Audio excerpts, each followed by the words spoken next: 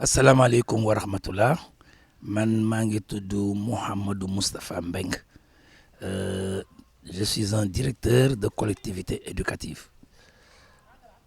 ci colonie de vacances bi man maay directeur bi colonie de vacances bi nag l'idée est partie d'un stage de formation de moniteur, c'est-à-dire que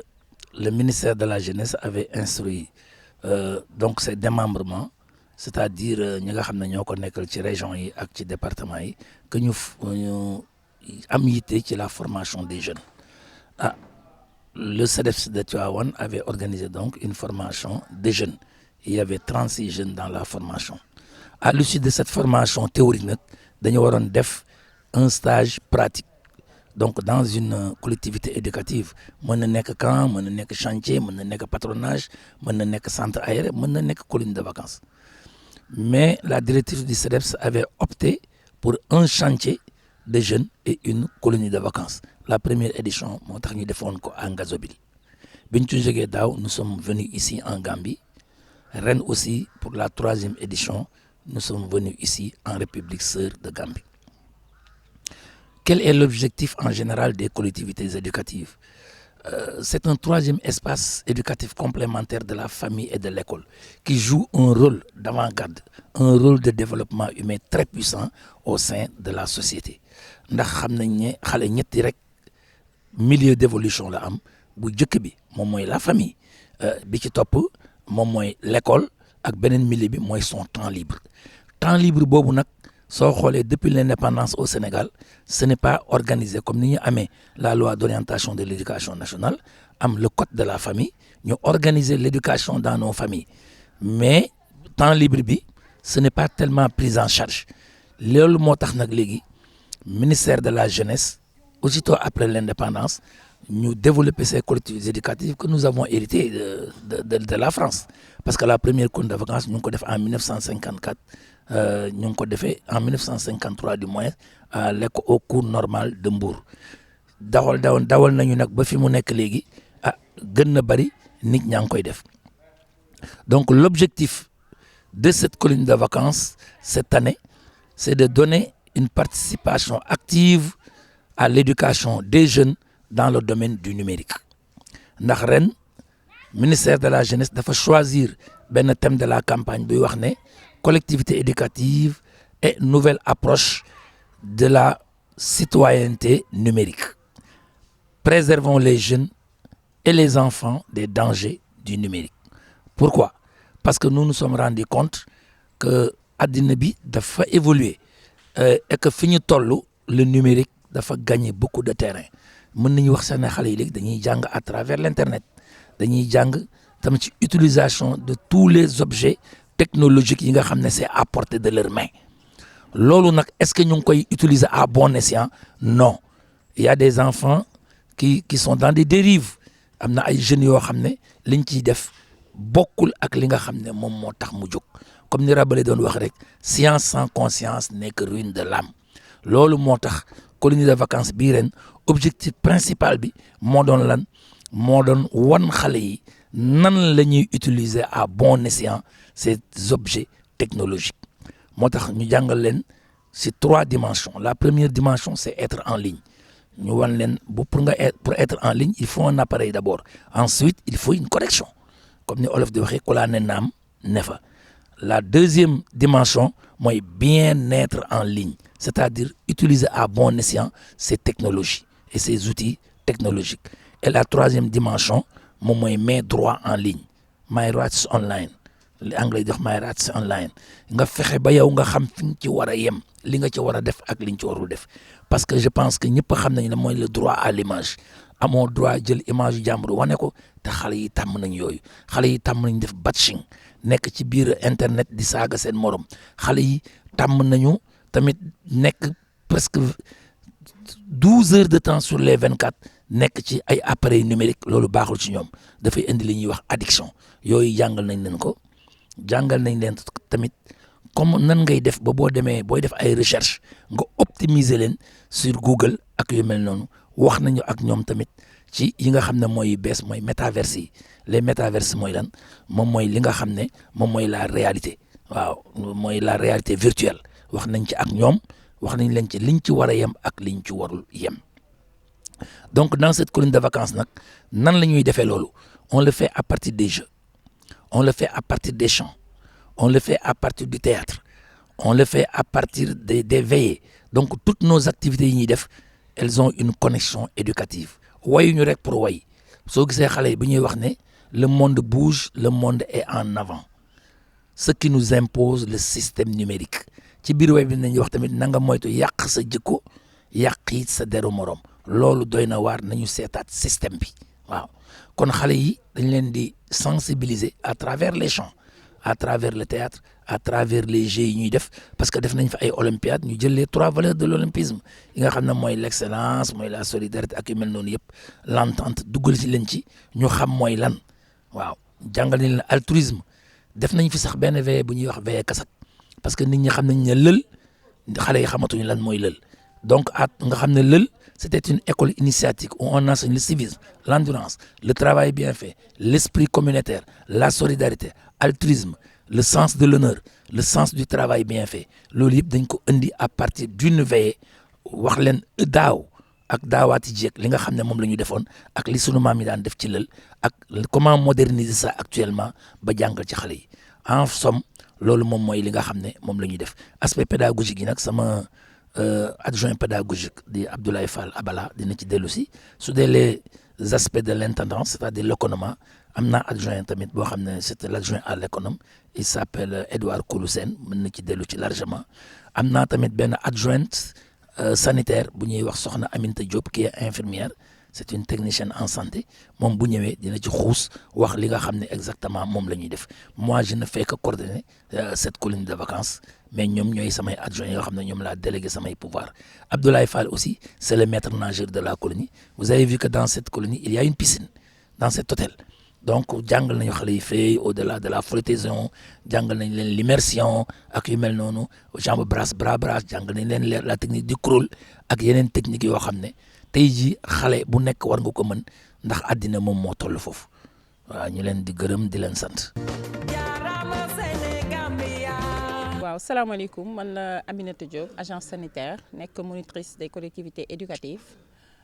tey nag ñu ñëwoon fii ci Gambie ànd ak xale CEDEPS bu Tivaouane fas yéene ñëw passé fi 15 jours colonie de vacances te ku ne xam na ne colonie de vacances mënoo ànd ak ay xale te amul agence sanitaire loolu moom moo tax ñu ñëw ànd ak xale yi yor xale nag neexul neex na ci boo xamee xale bi xam ay besoins am mën leen toppatoo bëgg leen xëy na ñun loolu moo ñu poussé wax dëgg yàlla ñuy fa ànd ak xale yi à tout moment jàppale leen ci seen wàllu santé méttiwul nag parce que tamit xale bu nekk bu amee lu koy métti war nga ko mën soulager foog ñu soulager ko parce que boo ko bàyyee rek mën na ko tëral kon dañu leen di jàppale soulager leen ci li nga xam ne moom moo leen dal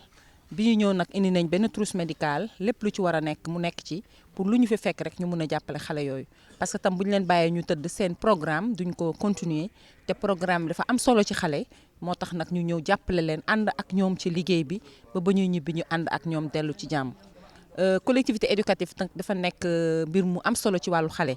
moo tax nag bu ñuy déplacé wu autorité yëpp war nañ ci jàpp mais surtout autorité sanitaire bi nga xam ne moom moo nekk at Tivaouane waroon nañ ko di yëgal moom tam muy def participation am parce que xale yi bu ñuy déplacé dañuy ut trousse médicale te moom bu defee participation am dina alléger li nga xam ne moom mooy trousse médicale boobu moo tax nag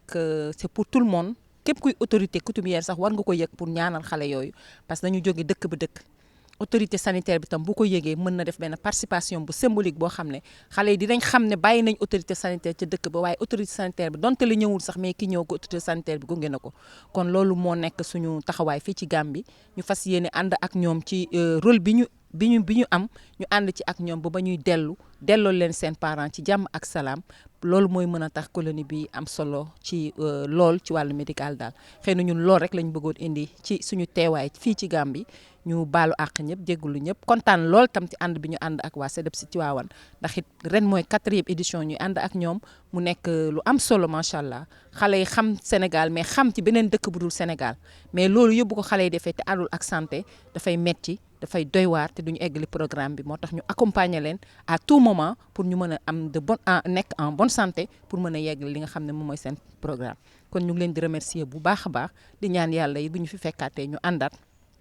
jàppale leen parents yi jàpp autorité sanitaire jàpp pour mbir mi mën a am solo ni nga xam ne noonu lañ ko yéene merci beaucoup population. asalaamaaleykum mbokk mi asalaamaaleykum waa Tivaouane asalaamaaleykum mbokku internet yi man maa ngi tudd Edouard Kolou Sène nekk directeur de collectivité éducative dëkk Joal maa ngi nii nag c'est la 3e année ñuy ànd ak madame Seck si colonie bi Colovac pour tous la commencé pour le CDEPS de Tivaouane alors maintenant donc si atum ren ji maa ngi occupé fonction bu ñuy wax économe man maay adjoint à l'économat de la colonie alors adjoint à l'économat mooy lan xam nga directeur bi jiite colonie bi day jël ay adjoint ñi nga xamante dañ koy jàppale si liggéey bi ndax liggéey bi mën a dem jaar yoon si maanaam ku nekk dafa am wàllu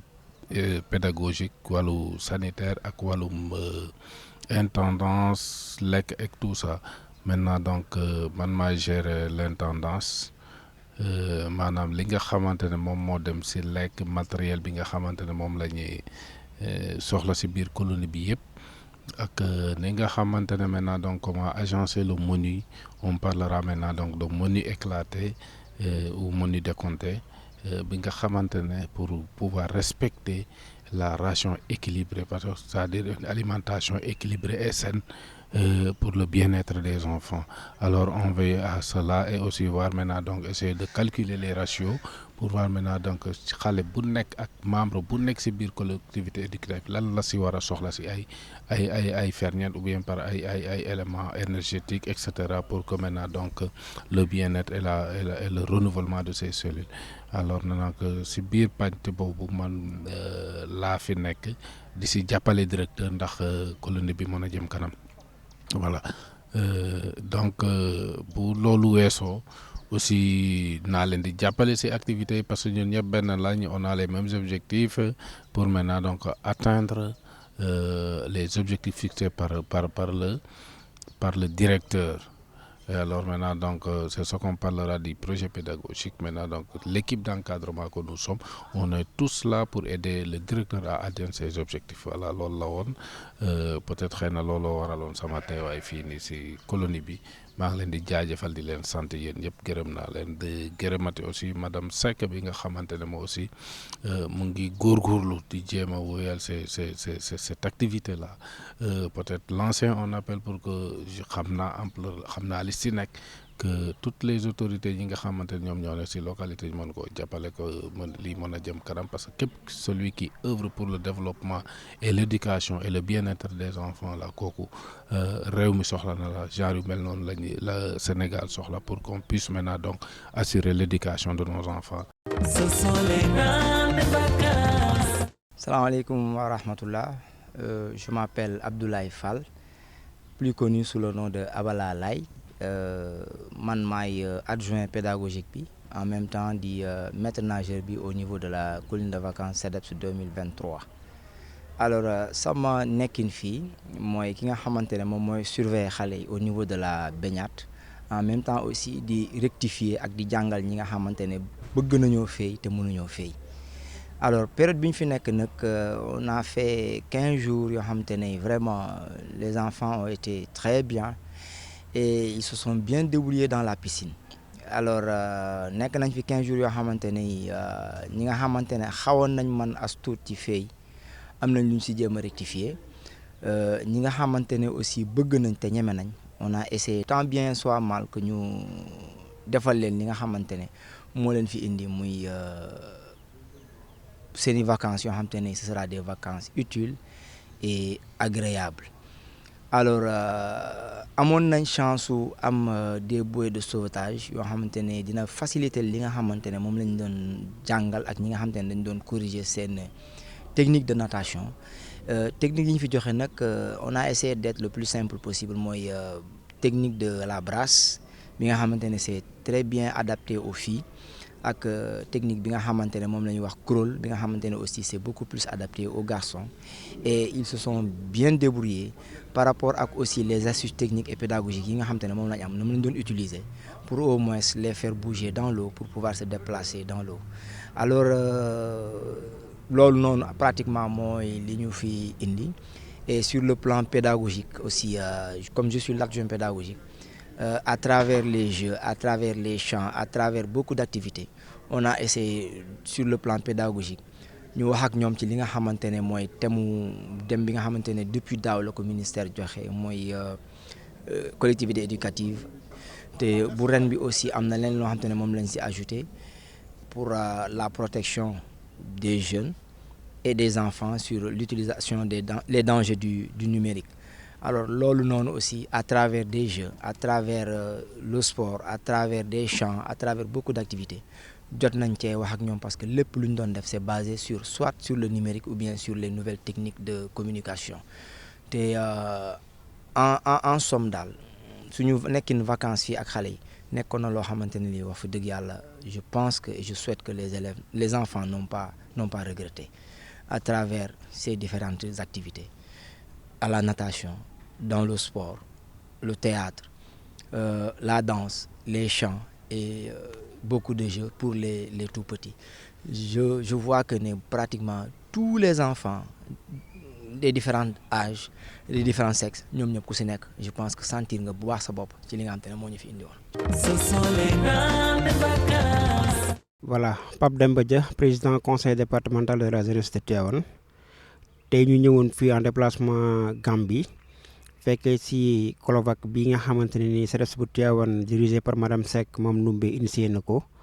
ñëwoon tey assister ko wax dëgg yàlla pour jàppale ko wane ko tamit aussi suñu taxawaay mais nag balaa ñuy commencer comme ñun Tivaouane lañ jógee dañu nuyu suñu kilifa gañ fa bàyyi muy Serigne Babacar Sy Mansour mi xalifa général des Tidianes di ñaan yàlla gudd fan gu ànd ak wér di nuyu le préfet du département di nuyu le maire de la ville di nuyu la présidente du conseil départemental. di nuyu toute la population de Tivaouane wax dëgg yàlla di wax rek na tey déplacement bi ñëw fii ci Gambie ci Colovac bi nga xamante ni CEDEPS bu Tivaouane initié ne ko mooy ñëw wane suñu jàppale wane aussi suñu taxawaay suñu diggante ak ñoom parce que tout ce qui se passe wala soit tout ce qui touche à la jeunesse ñun ça nous intéresse moo tax tey ñu ñëw fii di gis nañ fi wax dëgg yàlla tamit ne am na njëriñ am na solo bi mooy 3e édition bu ngeen ko seetloo. Premier bi mi ngi woon le Sénégal Ngazobil 2 années yi nag muy bi passé ak bi ñu ngi en Gambie mu nekk esprit découverte xale yi ñëwul woon daaw ak ñëw ren mu am différent ñëw découvrir li nga xamante mooy culture Gambie xam aussi tamit li fi xew te bu ngeen xoolee importance Colovac bi thème bi dafa am solo ci numérique te ku wax jamono wax net muy Facebook muy WhatsApp muy Twitter xam nga muy lépp loo xamante ne ki tous la net loolu war nañ ci mën a gën a bàyyi xel ci côté xale yi éducation des parents dañu war a gën a mën a veiller ci loolu surtout ça dafa am solo ndaxte bëri na lu muy defar wax dëgg yàlla lu muy defar bëri na trop parce que on est en 21e siècle affaire yi war naa mën a gën a avancer ci aspect boobu mais aussi li muy yàq bëri na te waajur yi aussi war nañ cee mën a gën a bàyyi xel moo tax cette fois ci thème bi ñu basé wu ci sur la net xool comportement bi xool xale yi xool éducation bi li nga xamante ne moom lañ war a dundee ak ñoom mais wax rek tamit aussi ci benn aspect parents yi bu ñu bàyyee xale yi seul rek ci seen initiative bu bopp wala ci lu leen neex wala ci luñ bëgg pour def ko déedéet nañu contrôler xale yi ci li nga xamante ni tey jii ñoom ak ñoom ñoo nekk pourquoi pas des codes parentaux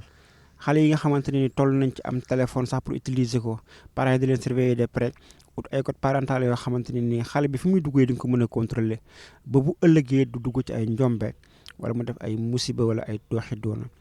loolu nag pour moi il faut que parents yi veiller ci li nga xamante ne nii moom moo am beneen bi ci des mooy dinañu remercier wax dëgg yàlla ñi nga xamante ne nii ñëpp taxaw nañ ci Colobane bi jàppale leen en commençant par madame Seck ak directeur général Abala mi nga xamante ni aussi tamit moom moo nekk comme PEDA intendant les moniteurs les monitrices ta docteur maanaam bàyyiwuma kenn ki nga xamante ne nii ba ci xale yi participer dañ leen di remercier la population de Tivaouane ki def ak ki deful ak ki am yéene def parce que ki def ren xëy na peut-être daaw amul woon pour def mais ki defoon daaw aussi ren xëy na am na ngànt pour bañ a def moo tax on remercie tout le monde. On remercie tout le monde vraiment de passage ñu santaat ñëpp ñu gërëm ñëpp parce que mbir yi noonu la wolof léeg-léeg mu lépp ne daanu dajul suuf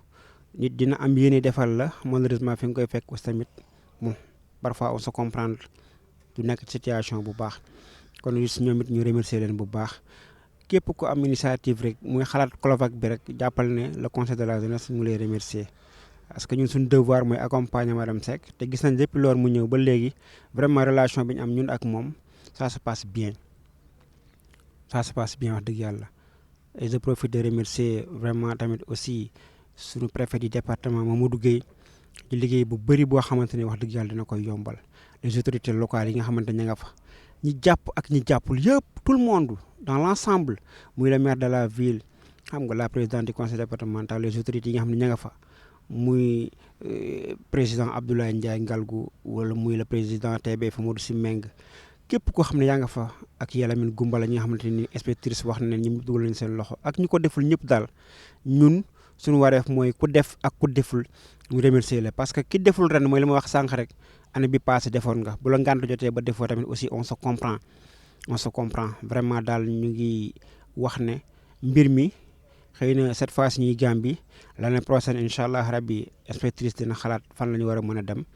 pour affaire yi mën a gën a yaatu mais daal jàppale ñu ngi tàllal loxo ñëpp di santaat ñëpp di gërëm ñëpp les mouvements associatifs ñi nga xamante ne nii feeñ nañu wala nëbbu na ñëpp ñu remercier leen parce que les autorités rek nekkuñu à Tivaouane am na ay bonne volonté yu fa nekk am na ñu bëgg ñu tudd seen tur am na ñu ko bëggul les mouvements associatifs yi nga xam ne ña nga fa tamit ñu leen di jaajëfal aussi tamit di jaajëfal bu baax les journalistes en déplacement di remercier bu baax aussi tamit Kim Sow ci déplacement bi jóge Sénégal ñu Gambie Ecotiv ñu leen remercier bu baax a baax di leen jaajëfal et ensemble le travail continue voilà di remercier bu baax nag TIV Plus ci déplacement bi wax dëgg yàlla parce que Gambie Sénégal sori na ñu bàyyi lépp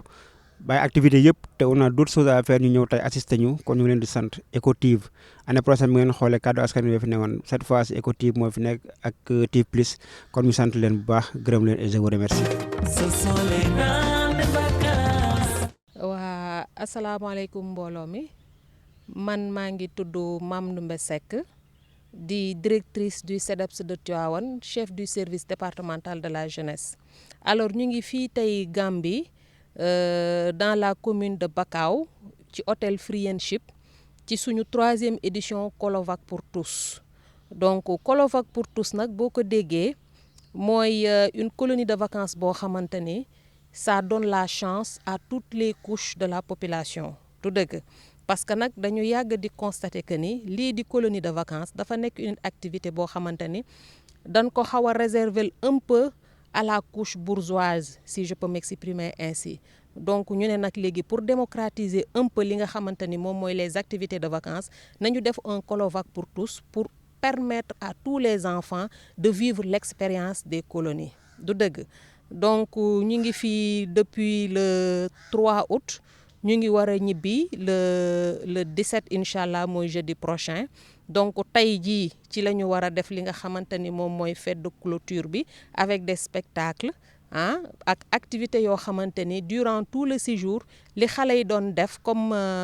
sketch comme Jeux olympiques comme activité en tout cas de manière générale te mu méngoo ak thème bi nga xamante ni moom le ministère de la jeunesse définir ñuy la préservation des enfants des dangers du numérique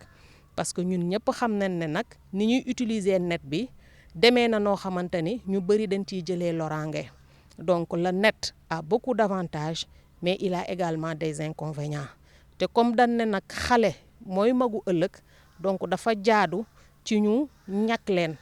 protéger leen sensibiliser leen ci avantage yi nga xamante ni net bi mën na koo am naam mais ñu sensibiliser leen aussi ci li nga xamante ni mooy danger yi mooy conséquences yi mooy inconvénients yi c'est très important parce que 21e siècle la ñu nekk ñun ñëpp xam nañ loolu te ku ci ne xam na ni léegi tout est digital mais digital bi ni mu amee solo ci dundu doomu aadama ni mu amee njëriñ ci dundu doomu aadama noonu aussi tamit la mën a loree doomu aadama bu fekkee ne jëfandikoo wuñ ko jëfandikoo bi war loolu moo tax nag le ministère de la jeunesse à travers la DIAZ muy la direction de la jeunesse et des activités socio-éducatives définir loolu nga xamante ni mooy thème bi pour que ensemble ñu mën a ñaax mën a ñàkk cible bi nga xamante ni moom leen ñu dénk muy la cible jeune donc bu loolu weesoo aussi tamit bëggoon naa vraiment beral nuyoo beral cant beral gërëm ki nga xamante ni mooy monsieur le préfet du département de Tivaouane monsieur Mamadou Gueye ci accompagnement bi ci recommandation bi ci jàppale gi nga xamante ni jàppale nañu ci pour que vraiment activité bii ñu def ci Gambie mën a connaître une réussite am na aussi tamit nag ay bonne volonté yoo xamante ni aussi tamit vraiment mënuñu leen a ñàkk a sant ndax dañ cee dugal seen loxo bu baax a baax a baax a baax xëy na mënuma leen a lim ñoom ñëpp mais bëgg naa ci citer daal li nga xamante ni mooy le collectif des pharmaciens du département de Tivaouane mënuma aussi ñàkk gërëm ki nga xamante ni mooy monsieur Camara le médecin chef du district de Tivaouane parce que boo xoolee moustiquaires yi ñuy takk ci néegi yëpp wax dëgg yàlla moom moo ñu ko dimbalee ki nga xamante ni aussi tamit moom la ñuy woowee le secrétaire général de l'ARTP muy monsieur Yélamine Goumbala aussi vraiment dugal na ci loxoom le premier magistrat de la ville de Tivaouane de la commune de Tivaouane muy monsieur Demba Diop si aussi tamit vraiment jàppale nañu jàppale goo xam ne xëy na bu ci loxoom duggul woon xëy na làmbaay dina ñaaw comme ni ma ko mën a waxee parents yi aussi tamit dama leen di defal une mention spéciale pourquoi parce que ku ne xam na ne jamono bi léegi doy na waar ku ne xam na ne jamono bi léegi jaxasoo na ba kenn ñemeetul sax dem bitig ba si je peux dire kon ki nga xamante ni dafa yëkkati doomam teg ko ci sa loxo nga génn ak moom Sénégal jéggeek moom frontière ñëw ba Gambie defoo fa benn fan defoo fa ñaari fan lu dul 15 jours man dama jàpp ne kóolute mënta weesu loolu am confiance ci madame Seck am confiance ci SEDEPS bu Tivaouane mënta weesu loolu donc loolu dama leen si sant di leen si gërëm di wax ni daal wax dëgg yàlla sama xol sedd na di ñaan yàlla nag yàlla def jàmm dugg nañ ci ak bismillahi rahmaani rahim di ñaan yàlla génn ci ak alhamdulillahi rabbil alamin léegi nag balaa maa tëj ngeen baal ma ndax dañuy wax naan ku lim juum wala boo juumulee sax xëy na da ngay desee matale donc bi ñu ñëwee fii ci séjour bi dëgg la sax naam mën nañ fi ay activités yoo xamante ni dafa dëppoo ak thème bi ministère de la jeunesse définir mais aussi tamit ñun amoon nañ tamit suñu propre programme bopp boo xamante ni suñu agenda wu bopp la parce que mënoo ñëw ci dëkk bu toll ni Gambie wax dëgg yàlla ak ni mu riche en découverte en culture en pas mal de choses nga ñëw ba dem te doo leen génn ak xale yi donc visité nañ site bu ñuy wax Kacikali foofu ay jasita fa nekk dafa mel ni comme genre parc rek donc dem nañ aussi à l'ambassade léegi nag bu loolu weesoo aussi tamit toujours rek pour bégal xale yi dem nañ fi nga xamante ni Tivaouane ñoom dañuy wax naan Kajoor glace waaye fii à Bakau aussi am nañ benn site boo xamante ni ñu ngi koy woowee Iceland donc jàpp nañ benn tàkkusaan ànd fa ak xale yi pour que ñu mën a génn xool dëkk bi xool environnement bi mën a def suñu eggee seen kër yi comparaison entre la Gambie ak li nga xamante ni mooy le Sénégal donc bu loolu weesoo aussi tamit duñu fàtte ne Tivaouane la ñu jógee te Tivaouane nag wax dëgg yàlla dafa am xar-xaru kanam bu mu am sur le plan religieux donc on a été à la grande mosquée de Bakau def fa li nga xamante ni mooy la prière du vendredi donc gisanteeg imam ratib bi wax dëgg yàlla ñu am fa waxtaan bu am solo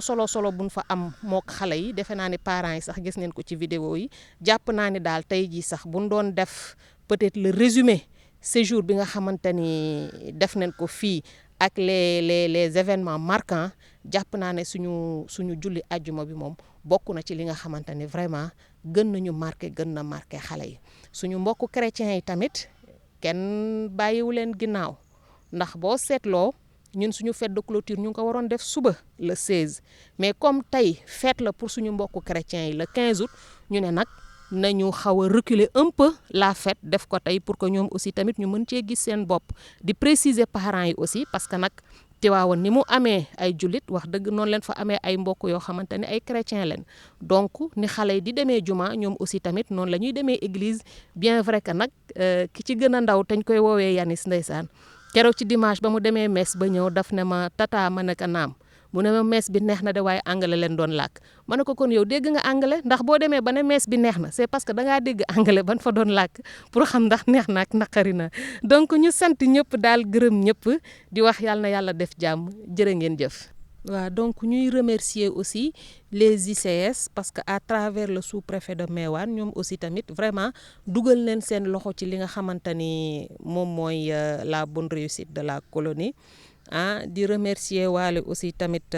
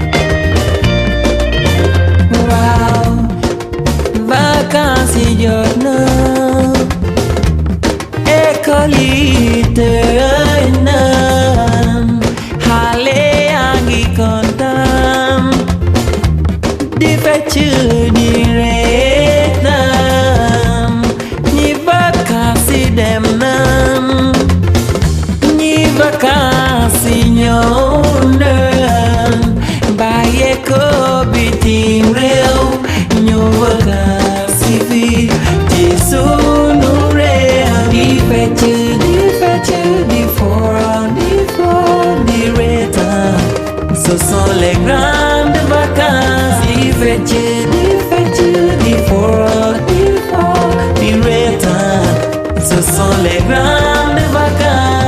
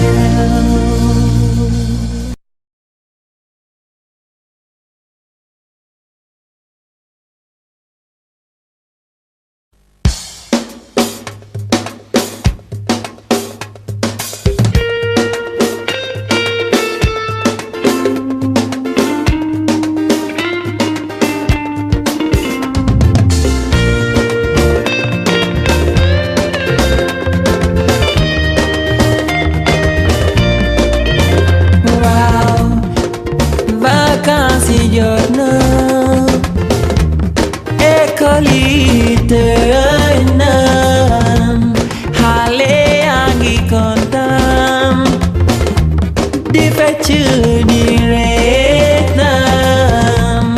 ñi vacances dem nan ñi vacances ñëw nan bàyyee ko bitim réew ñu vacances fii ci sunu réew di fecc di foo di reetaan ce sont les grandes vacances di fecc di foo di reetaan ce sont les grandes vacances.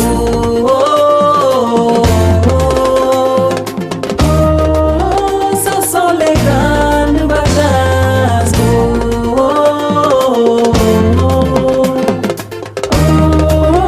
Ce sont les grandes vacances. Su week-end yi jotee ñëpp dem ci plage yi concert yi moom doon nan rappeur yeeg musicien yi jigéen ñi sol seeni deux pièces ànd ak seeni góor di sangu xale yi di tennis ñi di play football ñeneen ñi door dake yi fecc di foo di reetaan ce sont